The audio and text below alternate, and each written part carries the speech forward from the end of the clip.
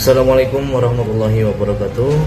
Innal hamdalillah nahmaduhu wa nasta'inuhu wa nastaghfiruh wa na'udzu billahi min shururi anfusina wa sayyiati a'malina. May yahdihillahu fala mudilla lahu wa may yudlilhu fala hadiyalah. Asyhadu an la ilaha illallah wahdahu la syarika lahu wa asyhadu anna Muhammadan abduhu wa rasuluhu la nabiyya wa la rasula ba'dah. Ya, perkenalkan, nama saya Taufik Al-Mustafa dari Prodi Hukum Universitas Cyber Muhammadiyah. Yang saya hormati dosen pengampu mata kuliah Filsafat Hukum Bapak Muhammad Rizal SHMH. Yang saya hormati pula rekan-rekan teman seperjuangan di Prodi Hukum Universitas Cyber Muhammadiyah Angkatan 8 dan rekan-rekan semuanya yang menyaksikan video ini. Pada kesempatan kali ini saya ingin menyampaikan suatu materi yang bertema hukum, teknologi, dan etika, tantangan filsafat hukum di era digital dan AI, dengan judul menegakkan keadilan di tengah disrupsi algoritma.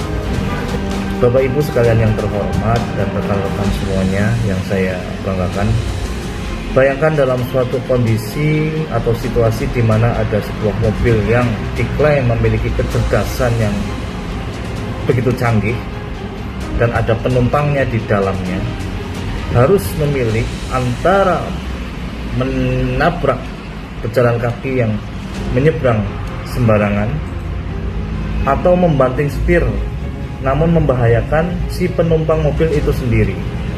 Lalu siapakah yang bertanggung jawab atas keputusan itu? Pemrogramnya kah? Atau pemilik mobil kah? Atau kecerdasan buatan itu sendiri? Nah, ini yang menarik dan yang akan kita bahas.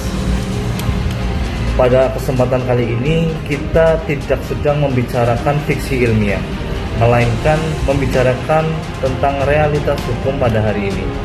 Dalam beberapa menit ke depan, izinkan saya mengajak rekan-rekan semuanya untuk menyelami bagaimana era digital dan AI mengguncang fondasi paling dasar dari filsafat hukum kita tentang subjek hukum, keadilan, dan tanggung jawab. Masalah mendasar yang sedang kita hadapi adalah apa yang disebut dengan the pacing problem, di mana hukum dirancang untuk menciptakan stabilitas dan kepastian sehingga perubahannya begitu lambat. Sebaliknya, teknologi AI bertransformasi dan berkembang begitu cepat dan masif. Filsafat hukum tradisional kita dibangun di atas asumsi bahwa aktor utamanya adalah manusia yang memiliki kesadaran. Namun hari ini kita berhadapan dengan algoritma yang bisa membuat keputusan otonom, mulai dari persetujuan kredit bank hingga vonis pengadilan di beberapa negara tertentu tanpa campur tangan manusia secara langsung.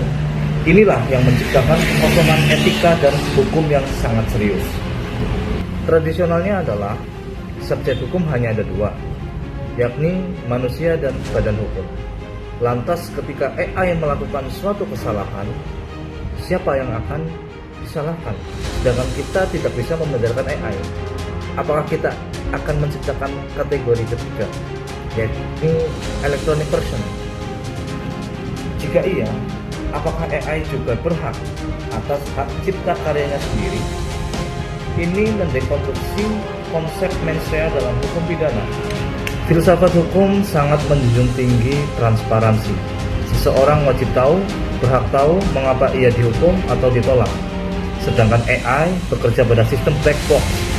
Seringkali bahkan si pembuat program itu sendiri tidak mengetahui sampai batas mana AI-nya tersebut atau ciptaan kecerdasan buatannya itu pada kesimpulan tertentu.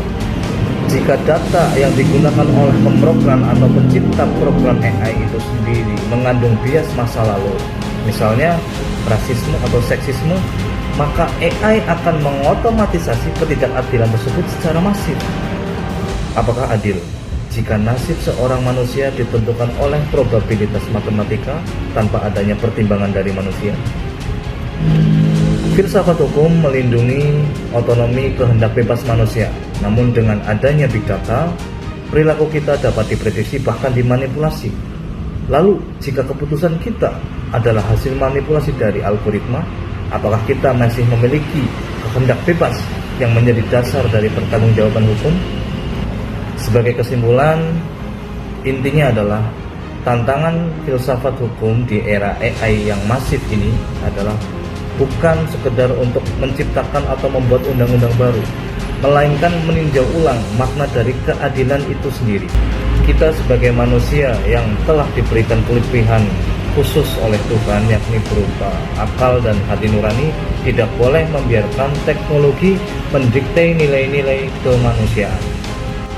Sebaliknya, hukum dan etika harus dikedepankan. Hukum dan etika harus menjadi fondasi untuk membentuk, untuk memproduksi teknologi itu dalam beroperasi.